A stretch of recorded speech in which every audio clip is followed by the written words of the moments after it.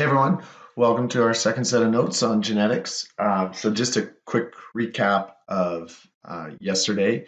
So we started with understanding Mendel's experiments and how he developed the law of dominance. So he was his first set of experiments basically paved the way for understanding what we call the law of complete dominance. And so I'm going to refer you to, if you want to take a picture of this or stop the video and just check this out.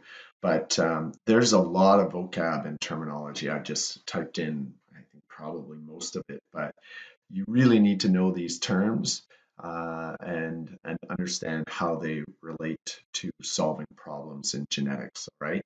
So, although Mendel developed a few of these terms, he wasn't really responsible for a lot of these terms. If we look back to his experiments, he really was just looking at, and if I use one of the words, he was really just looking at phenotypes, right? Phenotypes are the visible appearance of a particular trait. So in this case of the seed color, right? The seed color being yellow or green are phenotypes. But what he did know a little bit in terms of their genetics, in terms of their actual genotypes, is in his parental um, or in his parental individuals, he did know that each plant was true breeding for its particular phenotype. So his yellow plants that he used always produced yellow plants, and his green plants that he used always produced green plants. So he knew that they were purebred for those phenotypes, yellow and green. And in his experiment, his first generation of offspring were all yellow. The green color disappeared. And that was very curious to him. Where did it go? And so in his second experiment, he then took the offspring of the first generation and crossed them. Now, it's important to recognize that the gametes produced from that first generation could be either carrying the yellow factor from Mendel's perspective or the green factor. So each of those offspring from the first generation could produce gametes that either contained the yellow factor for seed color or the green factor. And because each offspring could possess either of those gametes, we created this table that sort of shows the potential outcomes for all the F2 offspring. So if this yellow gamete were to, let's say this were the pollen of the male plant and these were the eggs of the female plant, then we could look at all the possible combinations that could result. And what we would see is if a yellow pollen fertilized a yellow egg, you would get yellow plants. If a yellow pollen fertilized a green, or sorry, a green pollen grain fertilized a yellow egg, you would still get yellow. And similarly down here, but if a green pollen fertilized a green egg, you would get green plants. And all of a sudden, these plants producing green seeds reappeared. And so from this, Mendel was able to come up with the law of complete dominance. In the case of seed color, yellow is dominant to green. And so if we start to look at some of this terminology, right, we would see that yellow in seed color, or sorry, I'm sorry, lowercase w, which represents green in seed color, is recessive to capital Y, which represents yellow, which is dominant. And so make sure you review those terms. For any recessive trait, an individual must possess both recessive alleles. And so we would say that that individual is homozygous recessive. and would show the phenotype green for seed color. For yellow, the individual could possess both dominant alleles or one dominant and one recessive, in which case this individual, we would say that their genotype is homozygous dominant. Okay, so genotype being what alleles you possess, and phenotype being what's the visible appearance. So everything that I've shown over here, these all represent genotypes, and genotypes dictate what phenotype. So if we put our list of genotypes here, so for seed color, we could have capital Y, we could have capital Y, lowercase y, or we could have 2 lowercase y. These are all the possible genotypes for seed color, but the phenotype is the physical appearance, right? Capital Y would produce yellow seeds. Capital Y, lowercase y also produces yellow because the yellow allele is dominant to the recessive allele. And in order to produce green seeds, you would have both recessive alleles, which would give you green seeds. Okay, so again, lots of terminology. We would refer to this genotype as homozygous dominant because you possess 2 of the same alleles and they're both dominant. We would refer to this genotype as homozygous recessive because you possess 2 of the same alleles, but they're both recessive. And this one we refer to as a genotype that is heterozygous, meaning you can possess 2 different alleles. Also, another term for that is what we call, or what Mendel called, a hybrid, right? Okay, so in terms of solving problems in genetics, you can see by this sort of chart that we've developed here, there's a way of, if we know what the gametes are, then there's a way of working out the possible offspring. And that's where we introduce the concept of the Punnett square. So that's our next set of notes here.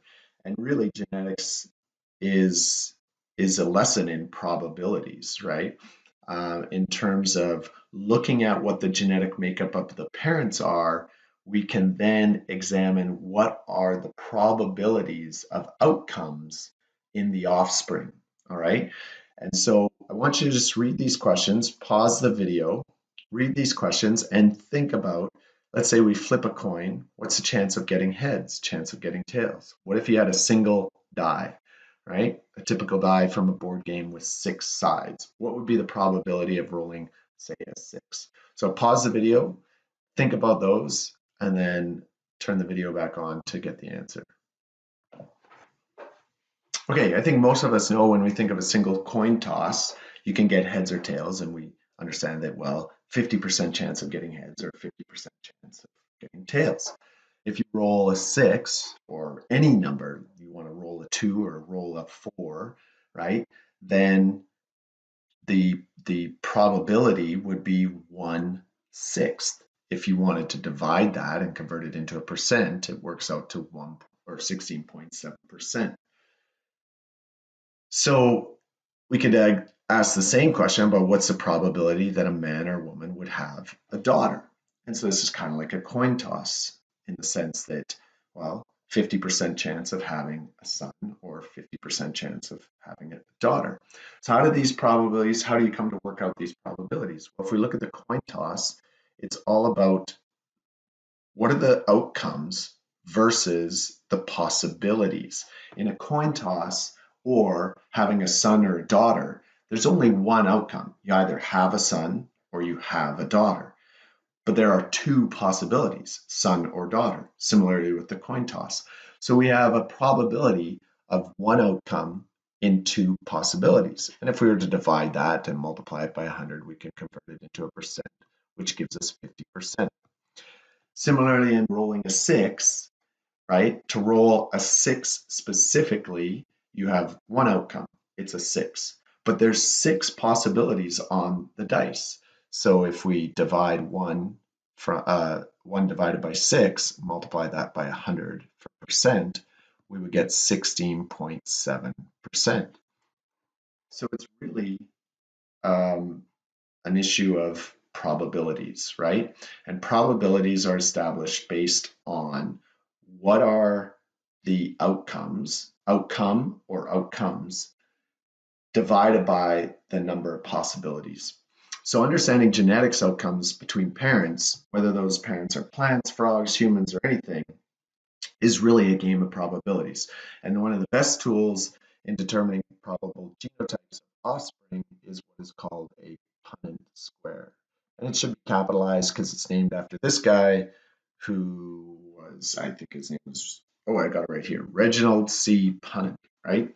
And he developed this strategy as a way of working out problems in genetics based on the genotypes of the parents. So let's look at a couple of practice problems. What I want you to think about as I walk you through solving these problems is over here, I've got a series of steps, and it's super important to kind of think about these steps for every single problem that you do. Uh, excuse me. And um, really focus on them in the early problems to help build the skills. And then you're going to be able to start to apply them in lots of different ways, right? So this question says, a father has dimples. The mother of his children does not. And all 5 of the children have dimples. It says here dimples, capital D, are dominant over no dimples, lowercase d. So it wants to give the probable genotypes of all persons concerned. So first thing we're going to do is work out the genotypes of the parents. All right. So it says a father has dimples and the mother of his children does not. Okay. So if we use a symbol for mom, right, she has to be lowercase d because she does not have dimples and that's recessive. So she must possess both dominant alleles, or sorry, both recessive alleles. The father, on the other hand, is definitely carrying a capital D. At this point, just in terms of that's all we know because he has dimples. And so really he could be capital D, or he could be capital D, lowercase d, right? Now it says 5 of their children have dimples. So we know that all of the children have dimples. So give the probable genotypes of all persons involved.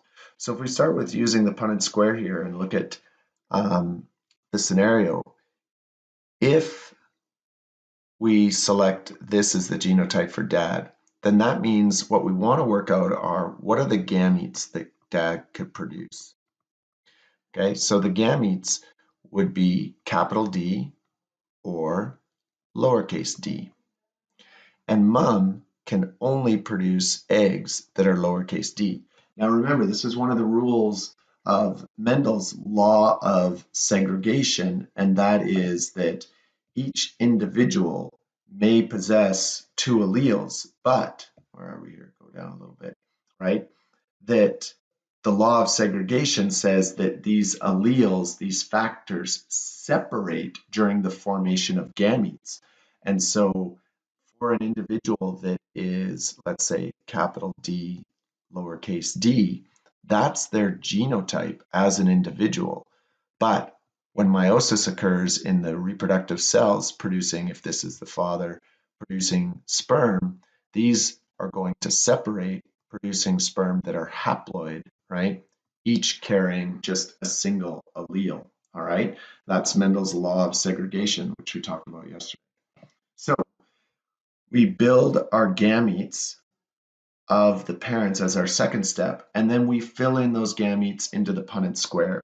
So the way this Punnett square works is down this side, down the sides of the Punnett square are the gametes. All right, so gametes go across the top and gametes go down the side.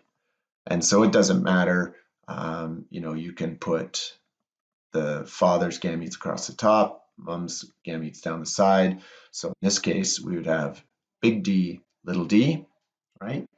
And for mom, she has only 1, so we really only need to fill in 1 column. We don't have to repeat the column because she only produces 1 type of egg. So now we've got the gametes of the father going across the top, gametes of mom going down the side. And when we look at the offspring, we just now have to combine. And the rule of thumb is to always put the dominant allele first. So this would be capital D, little d. This would be little d, little d. Now, if this is the case, if we select dad as being big D, little d, this is showing us that 50% of the children should have no dimples. All right. And what we see in the question is that all 5 of their children have dimples. So therefore, it's unlikely that dad is heterozygous, but more likely that dad is homozygous dominant. As if dad is homozygous dominant, we would then just get rid of this column here, and we would see that if the dad was homozygous dominant, this would be the Punnett square, and all the offspring would be heterozygous, meaning all the children have dimples. Now, in reality, what we have to be careful about in genetics, which we'll talk about several times here, is that we can't make any assumptions. In this question that says, give all the probable genotypes of all persons, our answer would be that dad is capital D, mom is lowercase d, and the children are all capital D, lowercase d. That's the probable genotypes. But look, if we back up here and remember that this Punnett square is simply showing the probabilities that it's still possible dad could be heterozygous. And it's just that probabilities led that all 5 of their children were heterozygous and none were homozygous recessive. It's still probable. The probabilities may be low, but there's no guarantee that dad is capital D, capital D. Dad could be capital D, lowercase d as well. Okay, so I'm going to leave you guys with trying this problem here. Okay, leave this first question. Hang on one second. Yeah, so what I'm going to get you guys to do is you're going to try this problem with freckles, okay? Then I'm going to leave this section till we get back in class together on Monday. And we're going to talk about other strategies involving solving problems in genetics. So you're going to leave this section here with 1A, B, and C. And then down at the very bottom here, I've got some take-home questions. And so I want you to practice these ones as well.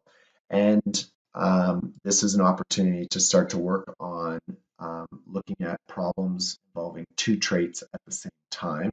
So up above, we talked about dimples, capital D for dimples, and lowercase d for no dimples. Okay, so what you'll start to see is there's kind of some common notation that's used. So the question you're doing up above with freckles, it says both a man and woman are heterozygous for freckles, and it says freckles are dominant over no freckles. So we typically try to use the letter of the dominant trait. So if freckles are dominant, we would use F for showing freckles. And if no freckles is recessive, then we use lowercase f for no freckles. Okay, so this is typical notation, always using the same letter, capital for dominant, lowercase for recessive. If we look down here, if we're doing 2 traits at the same time, here it says attached earlobes are recessive and to free earlobes, and widow's peak is dominant to straight hair. Now, widow's peak you can see here in good old Keanu's got a little bit of the Dracula going on, whereas whereas Ben has got the total straight hairline, right? So if I was going to use notation here, I might use capital F for free because free is dominant, attached is recessive. So I would say capital F for free earlobes and lowercase for attached. You can check this out in the mirror, see what you are. And then for widow's peak is dominant, so I'd use capital W for widow's peak, and I would use lowercase w for straight hairline. Now, choosing letters is always super important. I always try to make sure students don't use letters where both the capital and the lowercase look the same.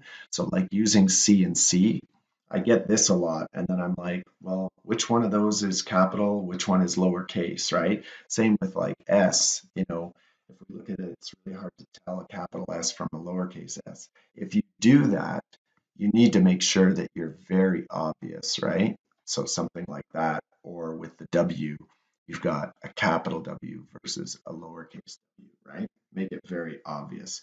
Now, if we're talking about two traits at the same time, it says, what genotype do children have if one parent is homozygous recessive for earlobes and homozygous dominant for hairline? So if you're homozygous recessive for earlobes, you're little f. And if you're homozygous dominant for hairline, homozygous dominant, you're capital W, capital W. So when you want to look at creating your Punnett square, you have to determine what are the gametes that that individual can produce. Remember, when they produce gametes, each gamete can only possess one letter of each trait. So if I look at the first trait for earlobes, then the gamete can only possess one letter. In this case, the letters are the same. So the gamete for earlobe could only be lowercase f. The gamete for widow's peak, again, can only possess one letter. So therefore, that individual would produce gametes that are little f, capital W. That's my hint there. So try these three problems and we'll review come Monday.